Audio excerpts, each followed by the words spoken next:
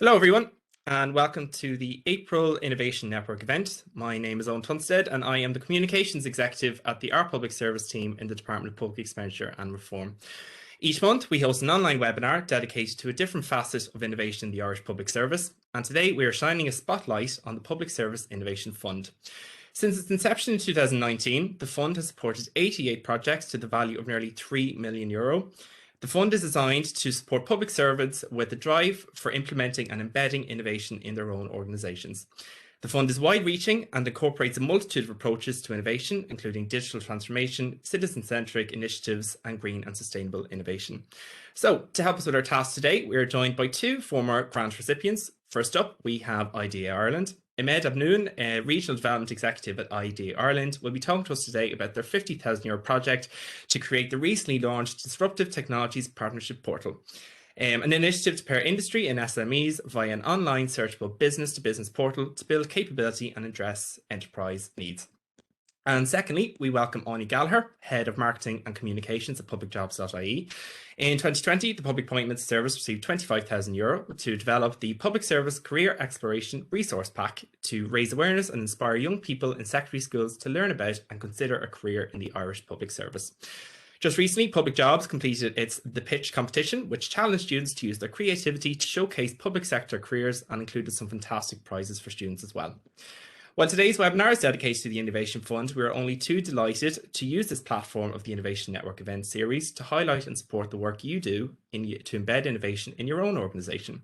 So if you think you have an interesting project, be sure to get in touch and chat to us about maybe presenting at one of our events in the future. So, as always, this event is being recorded and will be made available to you afterwards. Be sure to use the Q&A function to submit any queries or observations to our panelists, and we'll be sure to get through as many as possible at the end. Now, I think I've said enough at this point, so without further ado, I'm going to hand over to our first speaker, Imed, and take it away. I'll give you presenter rights now. You can hear me clearly, can you? Perfect. Brilliant. Thanks very much. I see the button coming up here now. I'll share my screen. Yeah, take your time.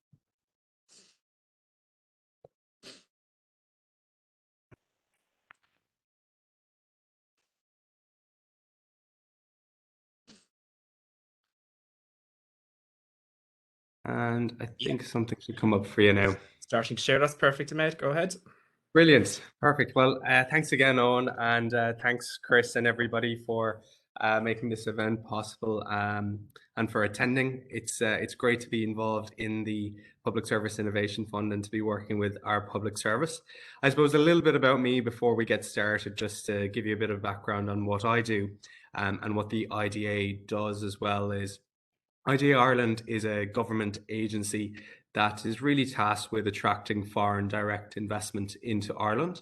And we do this in two ways. One way is we have overseas staff who attract companies who might be interested in setting up in Ireland as a base for their European operations. But also, we also support companies who have decided to make that step in locating to Ireland and setting up a business here through various different grants, on-the-ground support, and so on. So we always look for opportunities to help our companies who are based in Ireland to grow and scale. And we do this in several ways, one including this new Disruptive Technologies Partnering Portal that we're delighted to have launched and to have gained the support from our public service in developing. What I do in particular, I recently switched roles. I used to be based in a department called the Talent Transformation and Innovation Department, and that team really was designated to focus on developing products, programs, and supports of any kind to help our clients grow in Ireland. And one of those things was a portal that really connects companies with the ecosystem that is here in Ireland. So with the Disruptive Technologies Partnering Portal, it's been a project that's been going on for the last 10 months. It's been a very, very challenging one, but a fruitful one nonetheless. It's an interagency initiative between IDA Ireland, the Department of Public Expenditure and Reform, as well as Enterprise Ireland, who also engaged on their side, our sister agency. So I'll just get started here and give you a quick overview of what I'll be talking about. I'll start off with a bit of context as to, where the idea of this came from, what disruptive technologies are, just to give you better context on that, what the portal is, why we developed the portal, a couple of pictures about of the portal itself, just to give you an example, and then some other topics.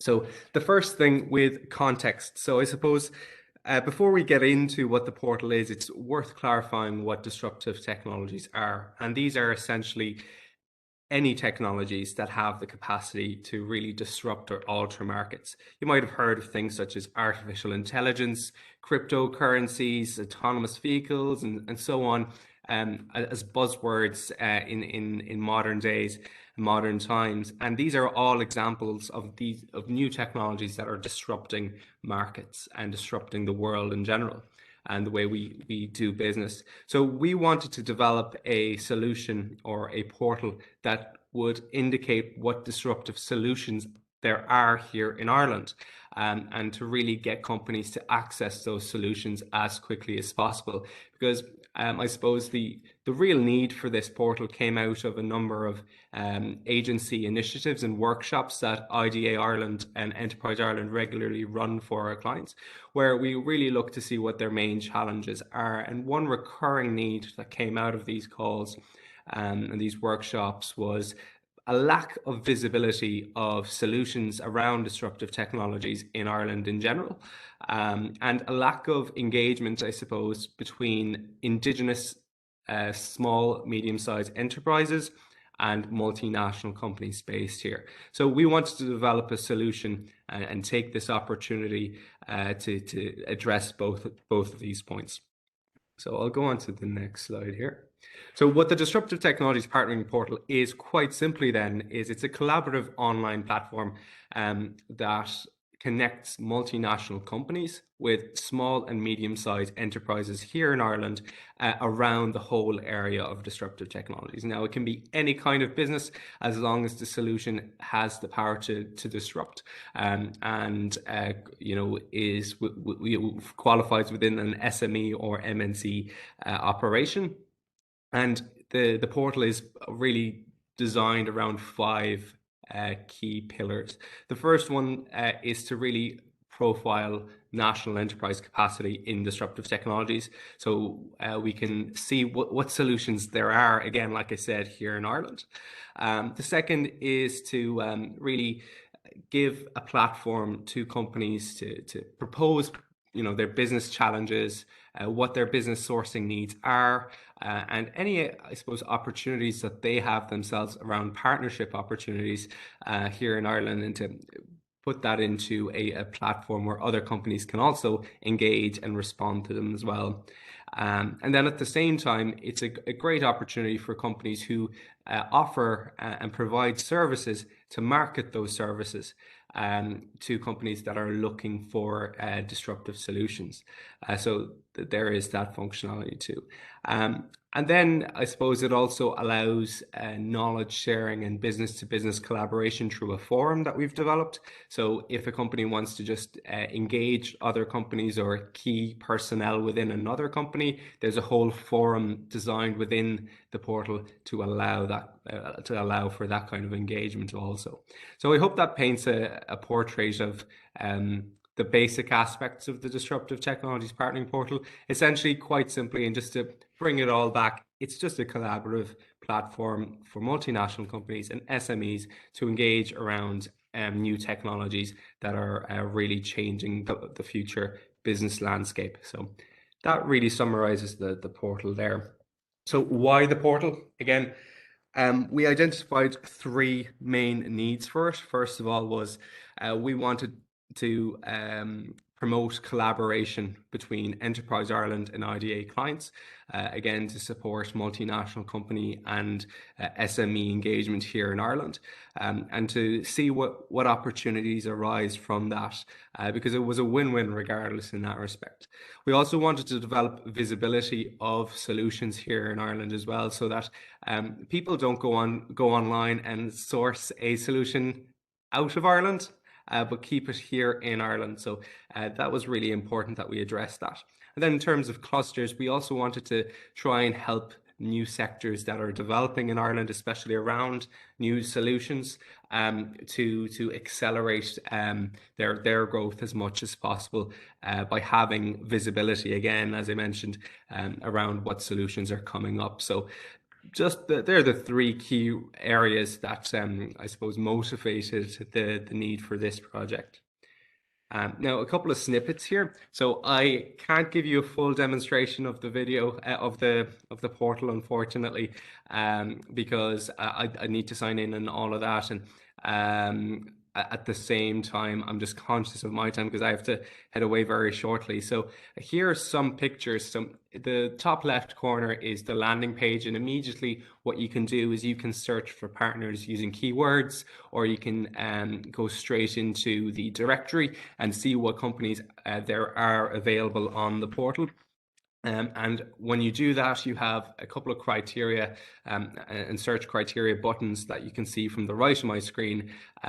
So you can search by keyword again, you can search by county, you can search by sectors, services offered. And if you've already registered on the portal, we actually recommend some solution providers or partners for you based on the material you provided on your profile when you were creating it. So there's at the bottom left of your screen some guides on how to use the portal as well if you're new to this space in general, and then at the bottom right an example of some of the how the profiles would appear if you were looking to search for one. You can connect directly through the search page, or you can actually access a page like you would on the likes of LinkedIn or something. Then you would access, further information of that company, and there would be more functionality for you to connect with them. So just to give you a bit more of a visual of the portal itself, rather than just talking about it, So the team that was involved in, I suppose, developing the portal was a great one. I mean, internally at the IDA, we worked with our technologists, our operational divisions, our IT team, and our compliance team just to figure out the IDA need in that respect. We also worked, as I mentioned, quite closely with Enterprise Ireland throughout the entire process, and figuring out what they would need from their clients' perspective. But we also worked quite closely again with the Department of Public Expansion and Reform. We worked quite closely with Chris, Owen, and John and their team, who have been fantastic, as well as Anne towards the beginning of the project, and their support was monumental to the delivery of this. And as I'll mention in just a moment, they were really with us 24/7 at any point that we needed them. So I think it's really, really key to point out that they're there for you if you need them at any point. So that's worth mentioning. And then we also hired Dovetail Technologies as the successful tenderer for the development of the portal. And in their team, we worked with the names below, who have been fantastic in preparing the solution. It just looks great so far. So I suppose in terms of current status with the portal, we've over 60 companies registered to date. Some of the companies are there to your right, just to give you an example. Now, we piloted the portal during the 21st of March, and now it's actually rolled out. So what we're doing at the moment is trying to increase the amount of companies registering on it and gathering feedback of what companies are finding useful and not so useful on the portal. And again, as I'll mention in just a moment, it's all about continuous improvement with a solution like this. It's really important to stay quite closely engaged with the stakeholders involved in your project to make sure that you're constantly improving as much as possible, because for us this has been a completely new horizon. We've never done this before, so we're constantly learning and adjusting. So I suppose then, in terms of our experience with the Public Service Innovation Fund, the application process, just as a start, it was, as I mentioned, a great opportunity for us to address the need that we identified from the workshops that we held with Enterprise Ireland. And it was such a straightforward and easy application form, that it was as simple as that. And then the submission process itself was straightforward too. So I don't think there's anything worth flagging there from our experience. It was straightforward and simple to go about that. But I think what we really appreciated when we were applying was the flexibility around what we could spend the amount available on. We at the beginning, one of us just thought that it was only on the development of the project itself, but it appeared, we eventually found out that you could put it towards marketing, you could put it towards, testing, and so on and so forth. So that was quite useful to know, because we, as well as developing our portal, we also needed to get people preloaded onto it, because otherwise we just have an empty website. So we allocated some funds in profiling companies and getting the word out there that this portal was being developed, and that was quite useful. So just to mention that the money that you have available is, you can apply it on multiple things. In terms of the support, as I mentioned, Chris and the team were fantastic. Again, available at all times. And I think the progress reports that they asked us to complete throughout the process was quite useful. Those progress reports really get you to think about the project management elements that are key to the success of your project. And I think for us, they were a key reference point that we continually use just to track what it was we identified at the beginning, and to keep everything in scope, because you can easily just drift apart and drift away from what you originally wanted to develop, and you lose the focus. So those progress reports are very useful in that regard. So I'd highly recommend focusing on those. And then again, just to make sure that if you have any doubts, if you have any issues, always to communicate any little bit, any little thing to your dedicated fund manager, because they're very, very helpful with addressing those things. And then I suppose in terms of lessons, with projects like projects that you're completely new to, especially with ourselves on the Disruptive Technologies Partnering Portal, first of its kind for Enterprise Ireland and the IDA. So we didn't really know what kind of timeline we'd be facing, what kind of issues we'd be facing. It was really uncharted territory. So I'd really say that it's really important to drill down on that timeline as early as possible, because at the end, unfortunately for us, it was a bit problematic in that because the project spanned for such a long amount of time, we weren't able to access the full funding that was available to us, unfortunately. So I think for us, figuring out a better timeline and having a bit more flexibility around that drawdown would have been more helpful to the development of the portal. But the verdict, I suppose, in total was that it was a fantastic opportunity to access 50,000 euros in funding. That's a huge amount of money to develop a project, and it's for us, it really enabled better interagency collaboration between Enterprise Ireland and the IDA. It's very, very common that we get so focused on our own agendas that we lose contact as agencies. So this was a great opportunity to connect again. So again, very straightforward and simple paperwork, and it's great to have a dedicated fund manager to guide you through each and every step of the way. And then I suppose do's and don'ts from me. Personally, as the project manager of the portal, I would say get very crystal clear on your timelines as early as possible, rather than addressing things on an ad hoc basis or as they arise. You'd be surprised how many unexpected issues come along and how easy it is to drift away from the original plan that you create. So be very clear on your timelines, be very clear on your scope, and stick to it. And what I would recommend there is use that progress report that the Public Service Innovation team sends you to complete as much as possible, and focus on that.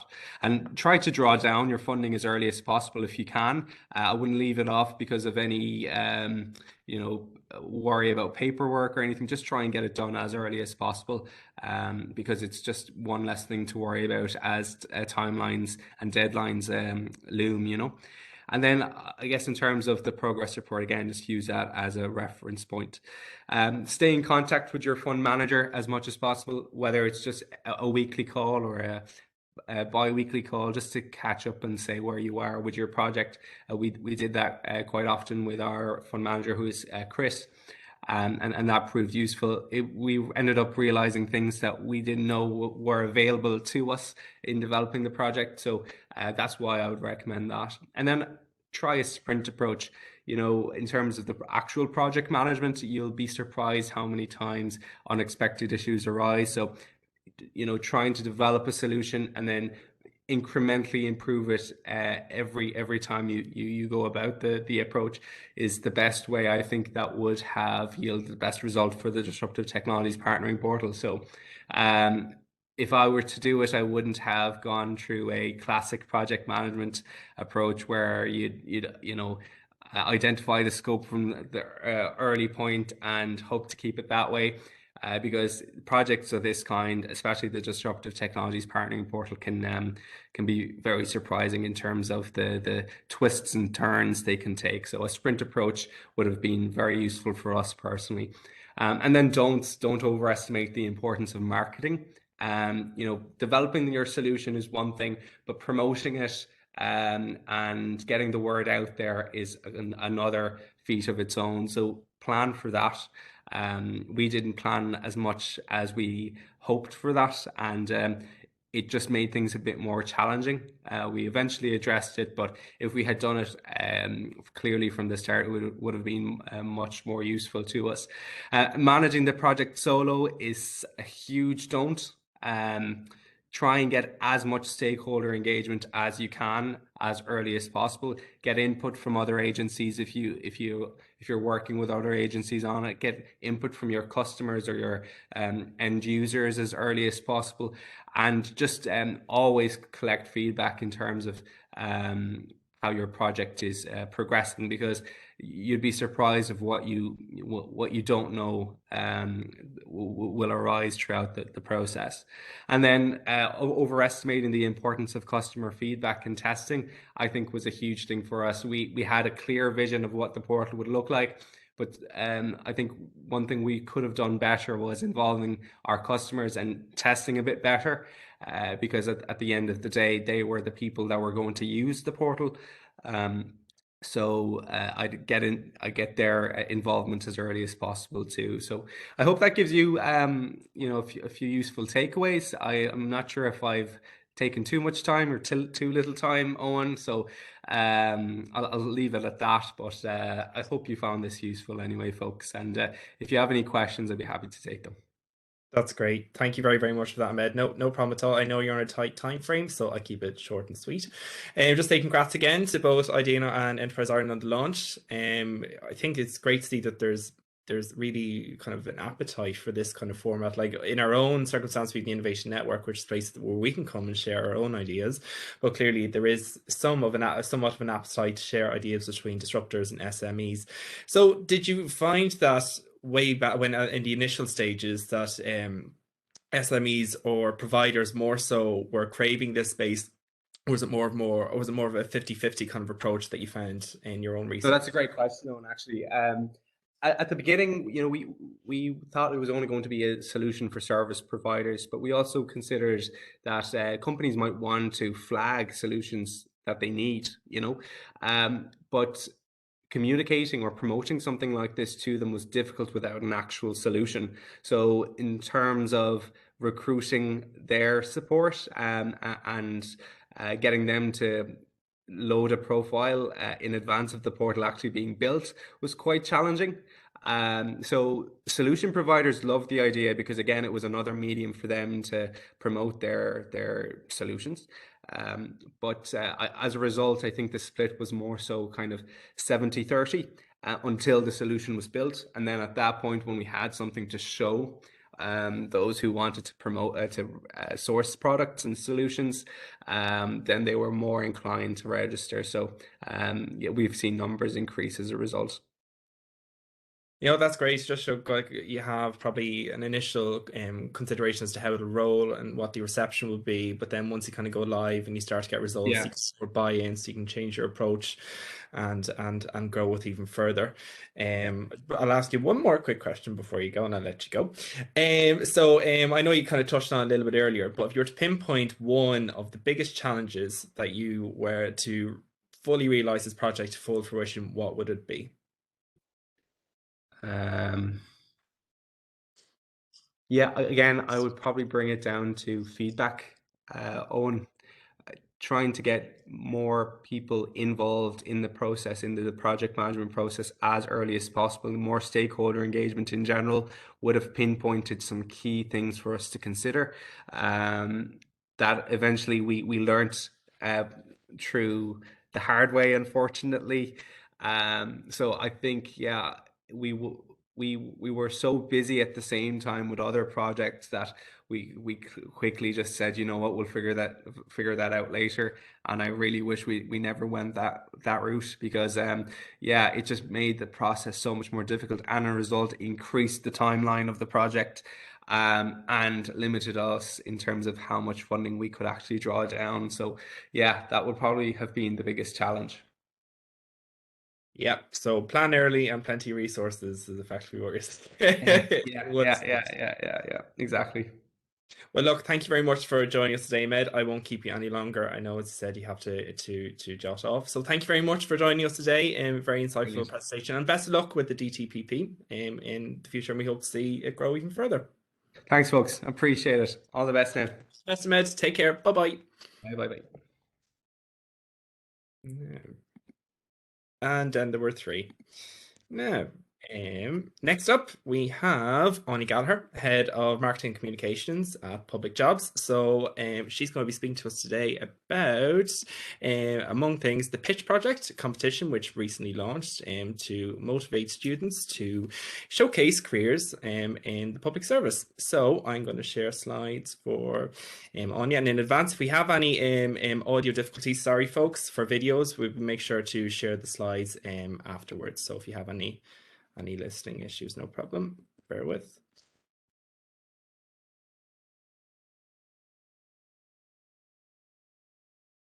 Perfect. No. Looks good. Thank you, Owen.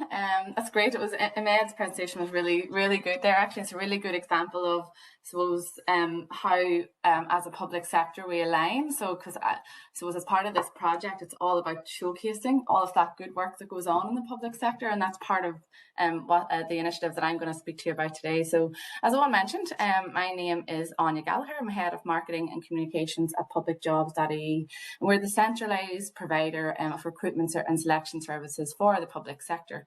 And I suppose in my role in particular, my remit is really to build our capacity as a brand and as an organisation to reach out to new and existing markets, and build our relationships there, build our understanding of those markets, so that we're providing a service there to them that they need, and that is reflective of the strategy that we are trying to deliver as well. So today I'm going to talk to you about the Public Jobs Schools Resource Initiative. So it's a project that is aimed particularly at primary school students in Ireland, and it's all about public sector careers.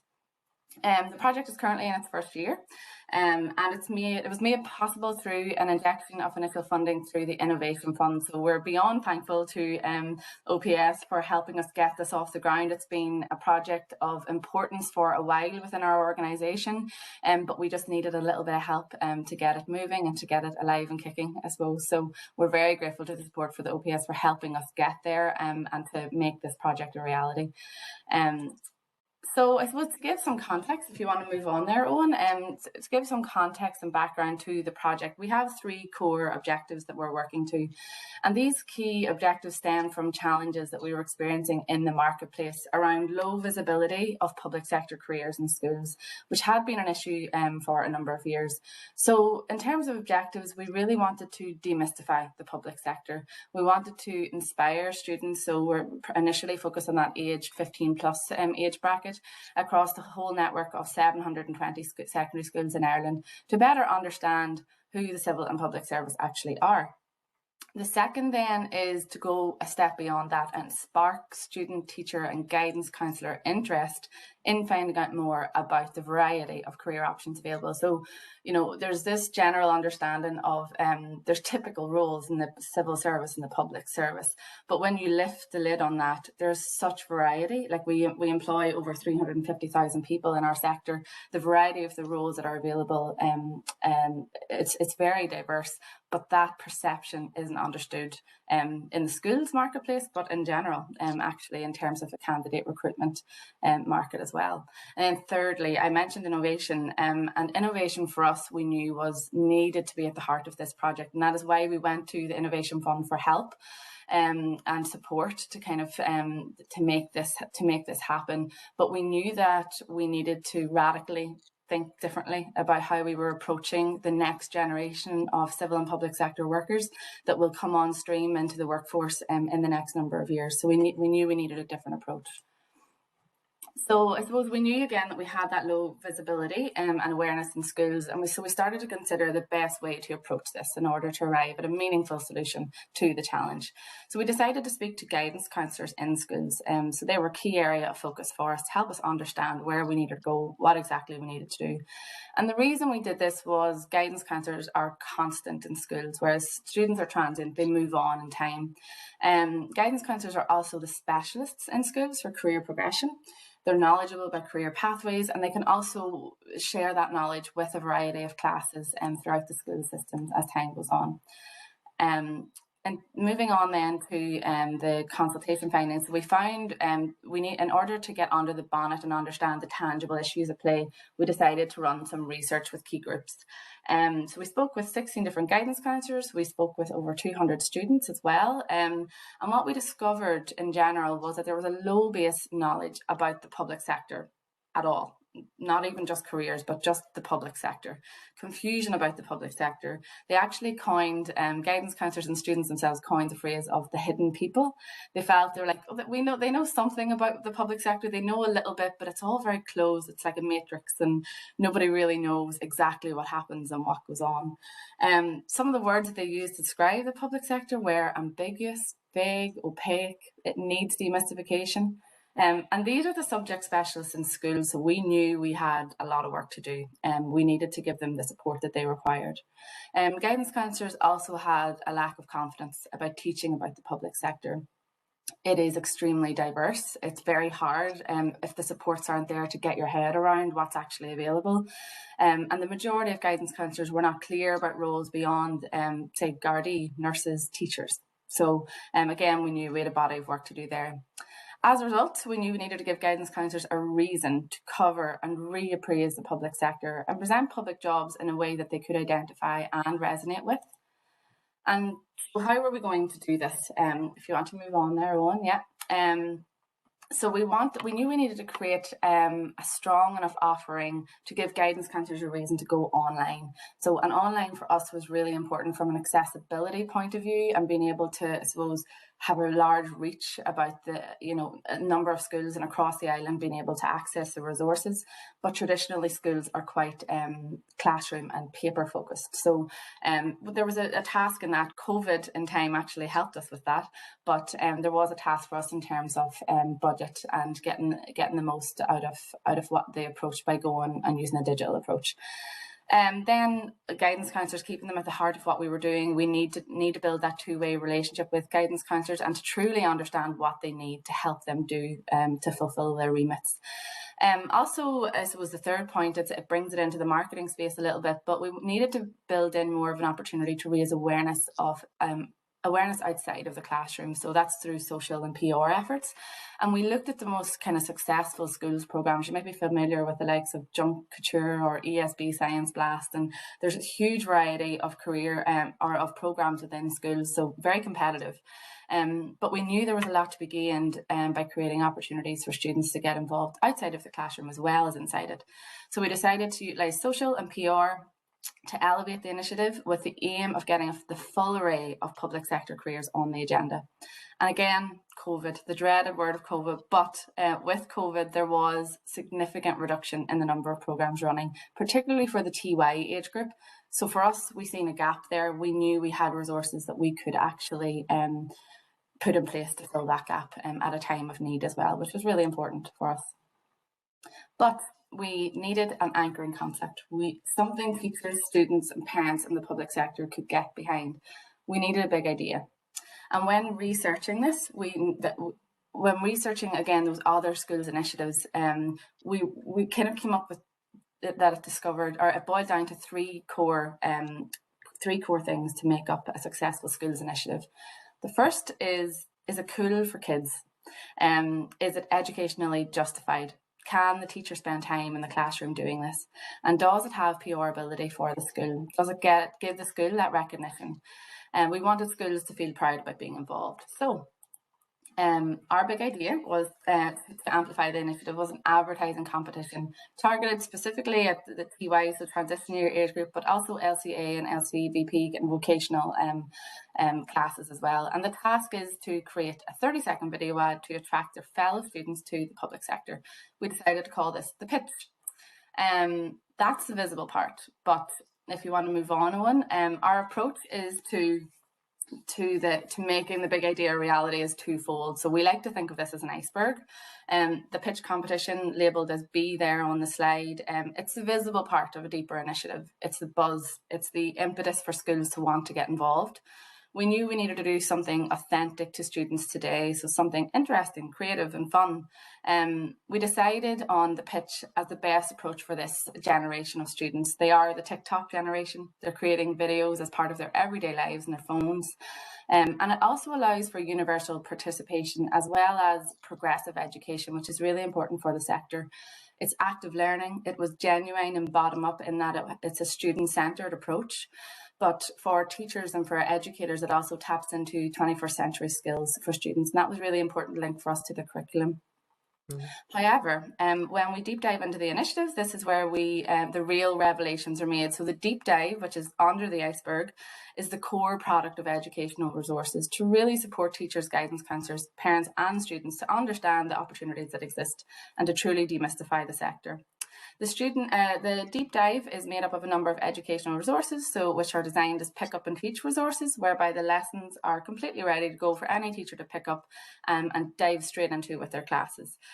We worked with educational experts and guidance counsellors to create these resources to ensure that they speak to the curriculum and that they're accessible and easy to use as well.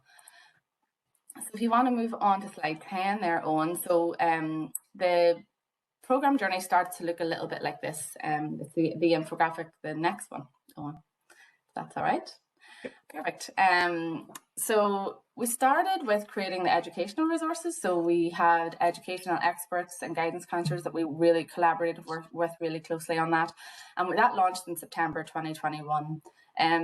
All resources are available online through a dedicated schools microsite on Publicjobs.ie.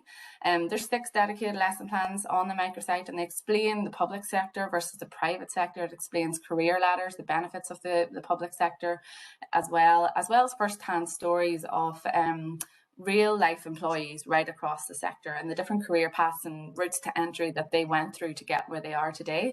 And we also were really keen to show a diversity of people, diversity of education levels and career options as well as part of that. So we have a number of videos showcasing that. As well as that, everything is available in Irish as well, which was really important to us. So moving on, we built out our existing partnership that we have with Careers Portal. As we understood it for guidance counsellors, Careers Portal wasn't just a site, but it's actually a tool that teachers teach through in the classroom. And that was a really important learning from us and insight from the research that we carried out at the beginning.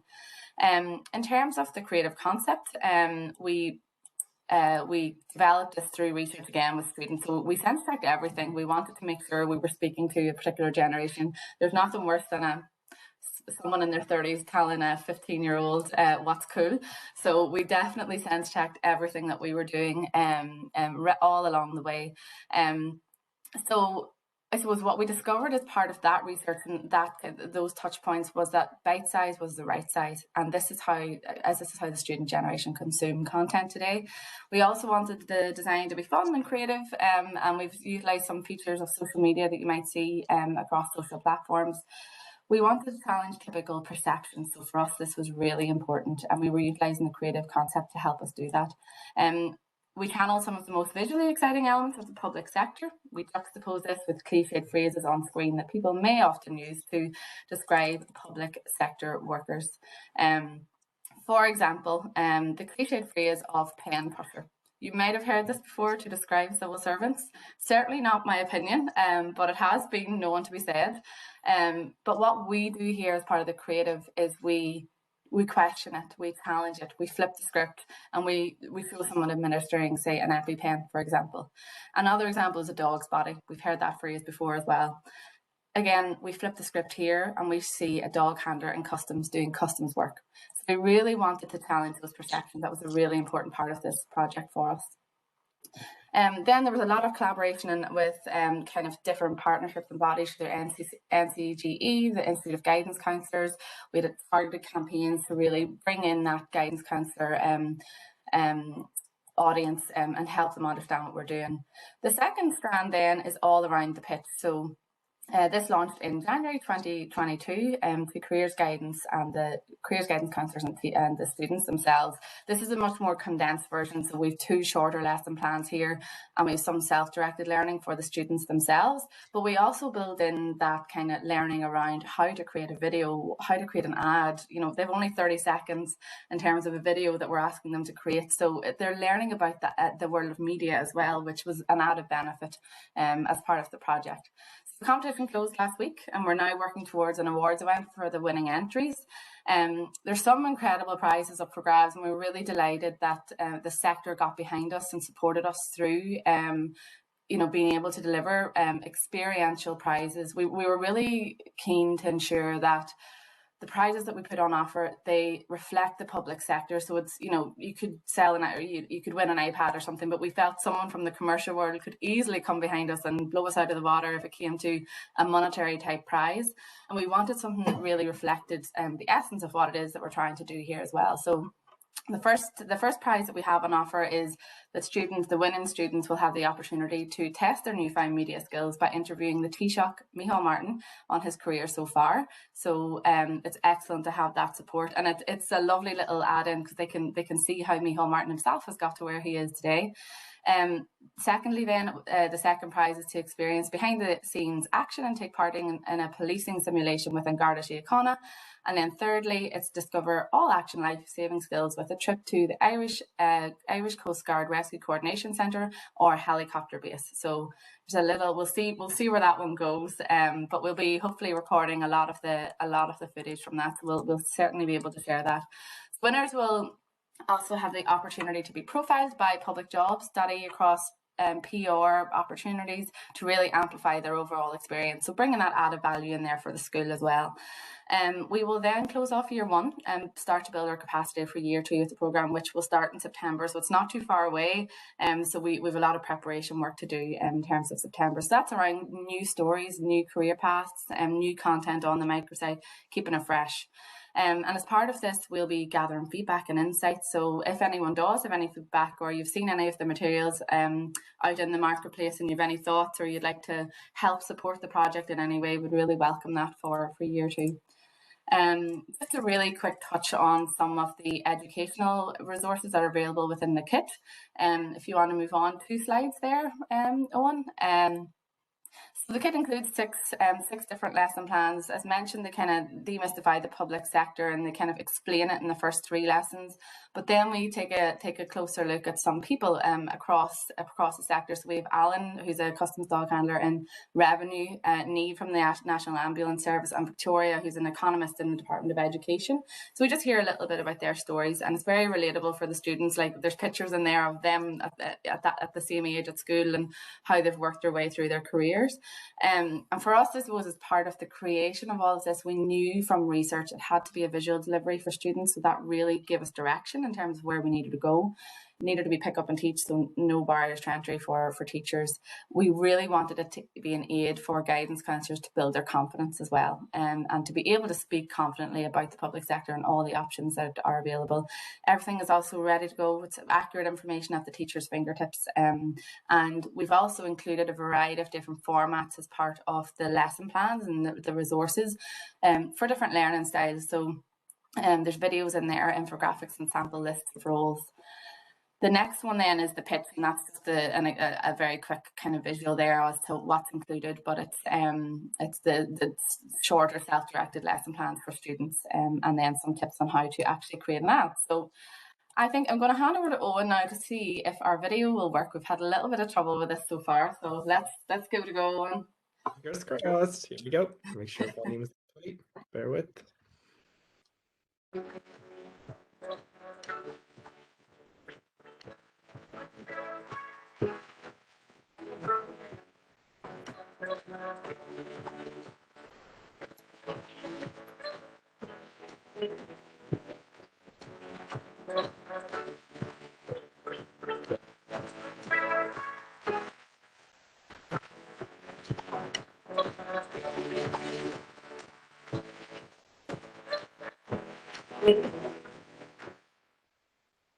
Okay, it worked for me anyway.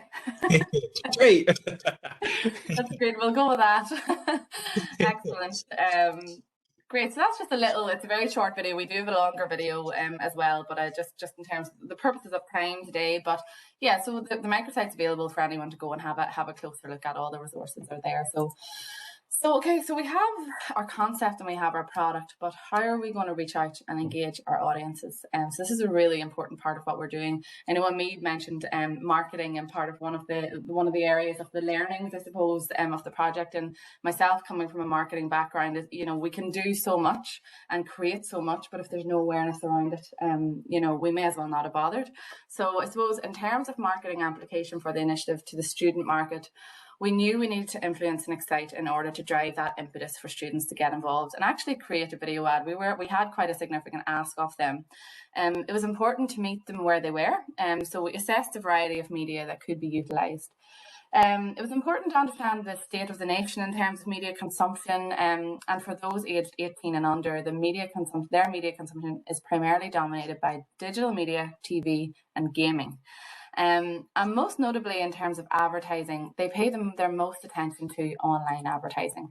So over 50% of those aged 18 and under actually spend 40 hours per week online, which, you know, screen time is an issue anyway, but like when you see a number like that, it's huge. It's a full working week. In practice, what this meant for us was that there would be a focus on activity on digital and social channels. For us, we assessed they would be the most impactful, and they're also the most cost effective for us as well for this project.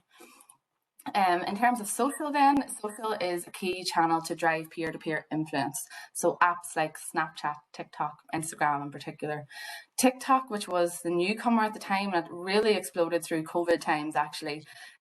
Lots of different dance moves. I'm sure everybody's taken part in one of those at some stage. But in terms of the app itself, on average, it is opened 21 times per day, with an average time spent on this app alone, 88 minutes per day, which again, would not help anybody's screen time. So gaming then was another area that we took a really close look at. So there's over 2.4 million gamers in Ireland, which amounts to half of our population. So I knew it was strong, but when we really started to look at this, that number really surprised me. Half of our population are in the gaming space. Twitch, which some people may be familiar with, has the highest scale in the Irish market, and there's over 450 unique users per month of Twitch. 75% of those users are aged 16 to 34, 21% are target audience of that 13 to 17-year-old age group. So the landscape's really fragmented, and with this comes a variety of options in terms of marketing content. Where we settled on, we had a media mix of different media and different platforms, and we assessed them based on budget and, you know, impact across a certain period of time.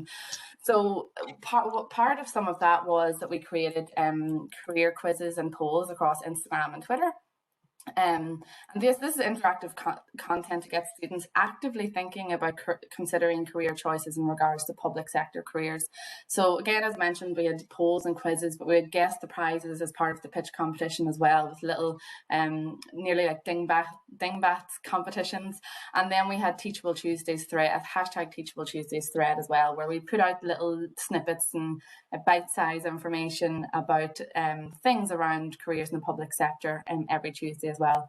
And I suppose as part of that, from September to December 2021, so Q4, we had over nearly 5.5 million, 5,500 impressions from the organic content. And our most popular there was dog handler, social worker, and our software engineer, librarian, and lecturer quizzes as well. So they were just really fun and interactive for students. We also had a number of influencer partnerships, and this was all about driving excitement through the influencer content at key times to launch and promote the pitch. One of our hero kind of partnerships was with Teacher Tag, who is he's a teacher in real life, but he's also got a huge following on TikTok. And we created a little video that was directed to both careers guidance, because he's an audience in the educational space, but also with students as well. We had over nearly 850,000 views on the video that we did, nearly 6,000 likes, and over 1,300 link clicks as well. So that kind of bringing traffic to the site, bringing traffic to the microsite. We can play it there, so we'll see if that one works as well. Yeah. So it is this one. Yeah, perfect. Make sure volume's up for you, bear with.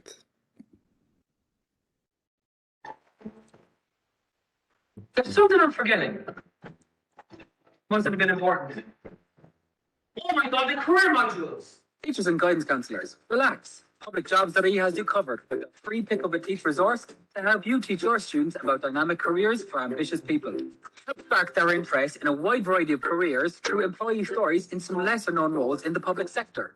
All free and easily accessible at publicjobs.ie. And save yourself from lesson planning this evening so you can do the things that you like to do, like me. I'm on a beach pretending it's still the summer holidays. It's actually pretty cold though. This wasn't a great idea. I wonder if lifeguards are part of the public sector. That tag, we have great fun. So we have a few other videos of tag as well. And again, just challenging those perceptions and reaching out to new markets and speaking to them in a way that's authentic to them.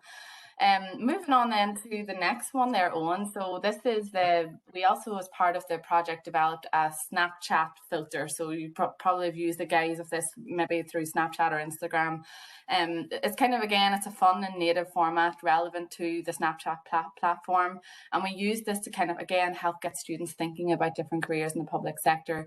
The idea behind it was that the lens predicts your future career by cycling through different public sector career options before landing on one. So yeah, again, it was authentic to the student experience, and it's meeting them where they are. And we also felt that it was quite a tactical approach to towards that the starting point of developing their ad creation as part of the competition that we were running. So overall, I suppose, and this is ran again actually in phase 2 of the project, which has been from January. So we don't have those results together yet, but from September to December, we had nearly 32,000 shares here. We had nearly 1.5 million impressions. Swipe ups to the link to the site were really, really strong as well. And again, all focused at that kind of 13 to 20-year-old age demographic, which is as close as we could get it on Snapchat. So this is very short and sweet, but you can play this one too, Owen, if it works.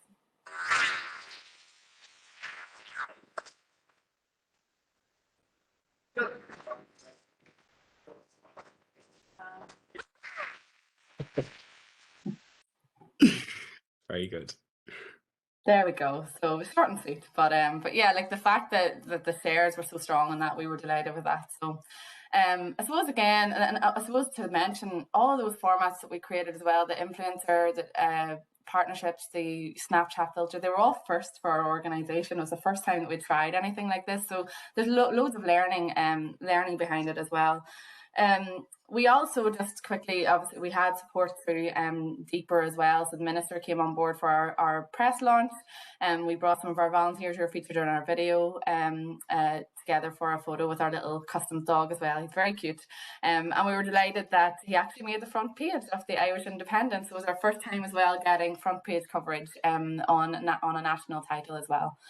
So moving on then to where this is, everyone will be glad to know, is the final slide. But just to mention, we have also worked with a number of key partners right throughout this project. So it's been a real collective effort in terms of bringing the initiative to life. And this includes key partnerships in terms of the prizes, particularly as well with Taoiseachs and Garda Síochána and the Irish Coast Guard, but also our public service piece as well. Again, I can't say it enough, but it was what has spearheaded us actually being able to get the project to this stage. And, you know, we have huge ambition for this project as well. You know, this is year one. We want to build this as something that becomes and gains clout as we start to go through, and then it becomes something maybe to the level of Junkature or ESB Science Blast, or, you know, something at that level. So we have huge aspirations for the programme itself. I suppose as well, we also partnered with key stakeholders such as Teacher Tag that I mentioned, Brian Comerford from like Careers Guidance, so very influential in the careers guidance space. Also RTE presenters, Áine Bolladale, who done a number of excellent, like, informative educational videos. So Teacher Tag was like our fun kind of aspect, but then we supported that with Áine Bolladale, who give really informative tips and hints as to how to create a video ad and how to just get involved in the programme. So we felt that we struck a good balance there. We had partnerships across the board with careersportal.ie, the NCGE, Institute of Guidance Counsellors, mailing lists, a lot of activity behind the scenes behind all of those partnerships as well. So I suppose our aim in general is just to keep adding new content. We want new stories, new career paths to be profiled to really demystify the sector. I think the ask today is we need the wider public sector to help us do it. There's lots of stuff that we, I'm sure, don't even fully know about yet, and so we'd really encourage anyone, if they have any ideas, any career paths or jobs that are really interesting in the areas that you're working in, to raise them with us and reach out to us. You can email us at marketing.mailbox@publicjobs.ie, and we'd be happy to have a conversation and just see if there's anything we can do for the coming years of the project. So I probably went on way too long there, but that's me finished. Fine, don't worry, bear with. Thank you very much. Stop sharing. And thanks a lot, Áine. That was fantastic. Just to applaud your efforts. Geez, that is a mammoth undertaking, I think. One, it's to actually do these projects, but two, I think even trying to alter kind of young school leavers' perception of what the civil service and public service is a mammoth undertaking in itself.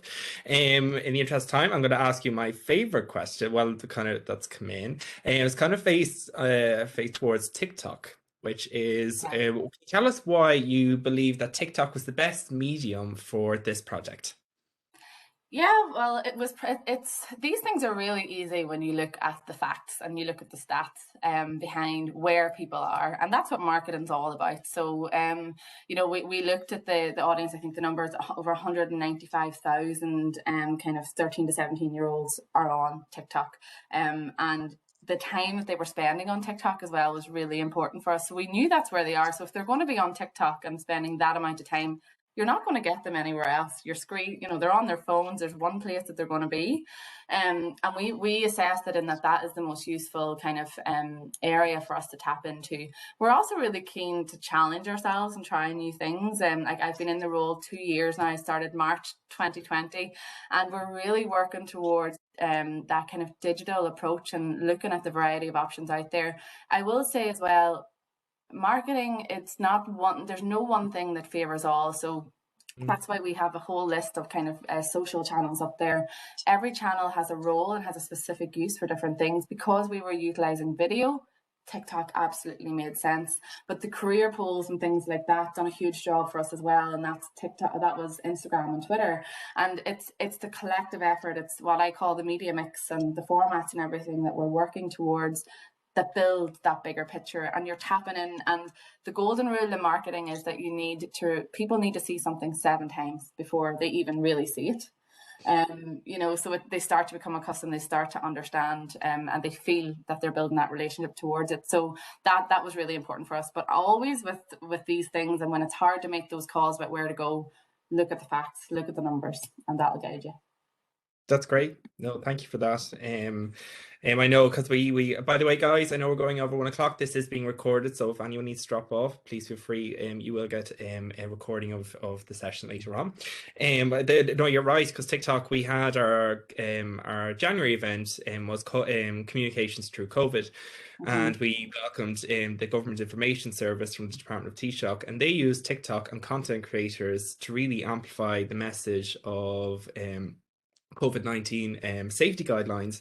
And previous to that, they wouldn't have had that medium to kind of really hone in and amplify the message to one particular cohort of Irish society, and it proved instrumental. And they seemed like it was probably the most successful medium that they had about getting the word out there. I'm gonna I know I'm nearly in my 30s, so I can no longer tell kids what's cool. Exactly, you've got to always look at the facts. 100%. And I suppose one thing I would note on that, and this is where like it's a new area, but and one thing that's really important is these platforms are user-generated platforms, so you can literally strike up, a profile, make one yourself, and you can say whatever you want. That's kind of the beauty of a democratic society, and that's the way it goes. But it's really important for brands and organizations, particularly in our space, to assess who we're partnering with. Do they, looking at past things that they've done, like really do your research to the people that you're partnering with. It's the same as any business partnership. So that's why we, I suppose, took the approach of partnering with the people that we did. We felt they were a really good fit for us, based on all the information that we had at that time. But it's just something I would say, and I think that's, again, there's that trust piece that's really important in this space, and it is ebbing and flowing. It changes all the time, so always just sense check that before you do make any decisions, I would say, when it comes to social media. Yep, what I find interesting is we had someone from the attending today outlined that they tried this 20 years ago to promote the local council to schools, and I think what they highlighted there was that the real issue was around marketing and awareness. And obviously now that we're in a tech age and social media is a key way we communicate with each other, it's great to see that journey that the public jobs has gone on, and maybe creating that awareness that bit easier to the generation of school leavers, looking at careers in the public service. So it's very interesting to see that. Now, really appreciate the comment coming in the Q&A. Yeah, that really kind of absolutely adds to your story. Yeah.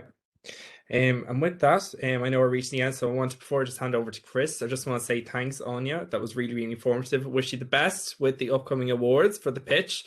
And again, anyone listening who would like to share knowledge or get involved, please get in touch with us. We will put you in touch with Áine and the team over at Public Jobs. So thank you very, very much, Áine.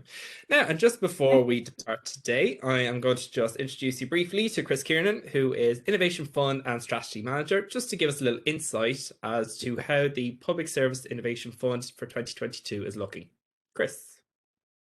Thanks very much, Owen. And just before I talk about 2022, what I find quite interesting is both projects that were discussed today.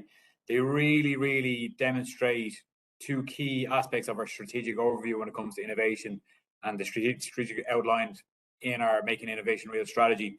And that's basically to create a new viable offering that adds value. And that's what we define innovation. And again, both projects have really demonstrated that very clearly in terms of adding new value to a previous service. And again, they're also looking to harness power of innovation to deliver world-class public services in Ireland. And again, two fantastic examples of where they're trying to improve what was before them and develop those solutions. And again, it's great to see that. It's great to see two fantastic examples of that. And as I said, we've now launched into our fourth iteration of the Public Service Innovation Fund. And what's great is some of the members of the class of 2022 have attended today's event, and hopefully they'll be inspired again about some of the lessons learned from both project teams, the approaches that both project teams had. And again, it's great to see, to share that experience from both of the projects today. I would say if anyone is interested in finding out more about what we're doing in 2022 or what we did since 2029 when the fund first launched, you'll find that by coming to ops.gov.ie. And on the homepage, there's links to the Innovation Hub, which will bring you to where all the previous funding opportunities were. In terms of the progress for 2022, we're seeing some fantastic projects in artificial intelligence, in the use of technology, or in the application of process to improve the overall experience of the general citizen of Ireland. So again, please go to our website, find out more about those projects in detail. And if there's anything there that strikes interest, please reach out to me. If you're thinking of funding opportunities going forward, yeah, I would encourage that you reach out through innovation@pair.gov.ie. If you have any ideas or you're looking for any information, that's what we're here for. We're here to share and guide and support. So that's pretty much everything from me, Owen. That's great. Thanks very much, Chris. Just again, say thank you very much to our presenters today, Imed, Áine and Chris. And again, thank you very much to you for attending today, for taking time out of your day to come and learn about funding opportunities and past projects, about how they are resonating and making a real tangible difference to the public service. So with that, thank you very much, folks, and have a great day. Bye-bye. Thank you.